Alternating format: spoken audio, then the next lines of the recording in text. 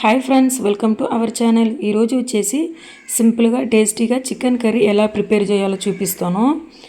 ఈ వంట రానోళ్ళు కూడా చాలా ఈజీగా చేసుకోవచ్చండి. బ్యాచిలర్స్ కానీ వంట రానోళ్ళు కానీ ఉండే ఇంగ్రీడియంట్స్తో చాలా ఈజీగా చేసుకోవచ్చండి. ఎలా చేయాలో చూపిస్తాను. దానికి ముందుగా అయితే నేను ఒక హాఫ్ కేజీ చికెన్లో 1 టేబుల్ స్పూన్ సాల్ట్ కూడా వేసుకొని బాగా 2-3 సార్లు శుభ్రంగా కడుక్కొని ఉంచానండి.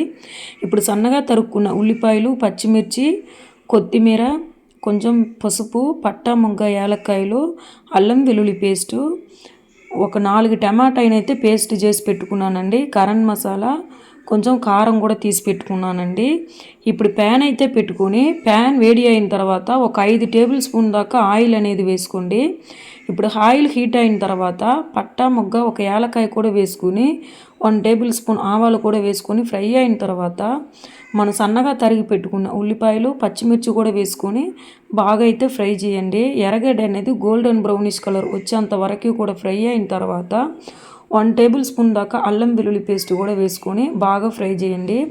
అల్లం వెల్లుల్లి పేస్ట్ అనేది గోల్డెన్ బ్రౌనిష్ కలర్ వచ్చి పచ్చివాసన పోయేంత వరకు ఫ్రై అయిన తర్వాత మనం ముందుగా కడిగి పెట్టుకున్నాం కదండి, ఆ చికెన్ను కూడా వేసుకొని 1 టేబుల్ స్పూన్ సాల్ట్, ఒక 1/4 టేబుల్ స్పూన్ పసుపు కూడా వేసుకొని బాగా లో ఫ్లేమ్లో అయితే కలుపుకుంటూ బాగా ఉప్పు, పసుపు అంతా కూడా బాగా పట్టేడుగా కలిపి మూత పెట్టి లో ఫ్లేమ్లో ఒక 10 మినిట్స్ పాటు ఉడికించండి. ఎందుకంటే చికెన్లో నీళ్ళు అనేది వస్తుంది, చూసారు కదా.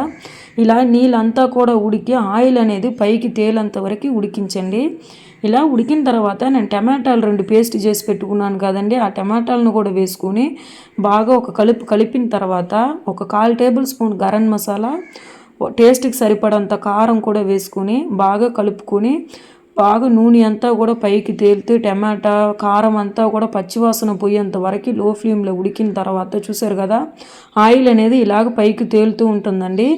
ఇప్పుడు 1 కప్పు వాటర్ అయితే పోసుకుంటున్నాను. మీకు ఎంత నీళ్ళు కావాలో, గ్రేవీ అనేది ఎంత చిక్కగా కావాలో అంత నీళ్ళు పోసుకొని బాగా కలుపుకొని అయితే మూత పెట్టి ఒక 10 మినిట్స్ పాటు లో ఫ్లేమ్లోనే ఉడికించండి. ఎందుకంటే కూరలు అనేది ఉప్పు, కారం అంతా కూడా బాగా పడుతుంది. ఎంత బాగా ఉడికితే కూర అనేది అంత టేస్టీగా ఉంటుందండి. ఇప్పుడు చూసారు కదా, ఇలా ఉడికిన తర్వాత కొత్తిమీర అయితే జల్లుకొని సర్వ్ చేసుకోండి. చాలా అంటే చాలా టేస్టీగా ఉంటుంది కూర అనేది. ఇది వంట రానోళ్ళు కూడా చాలా ఈజీగా చేసుకోండి. నా వీడియో కనుక నచ్చినట్లయితే లైక్ చేయండి, షేర్ చేయండి, సబ్స్క్రైబ్ చేసుకోండి. Bye bye.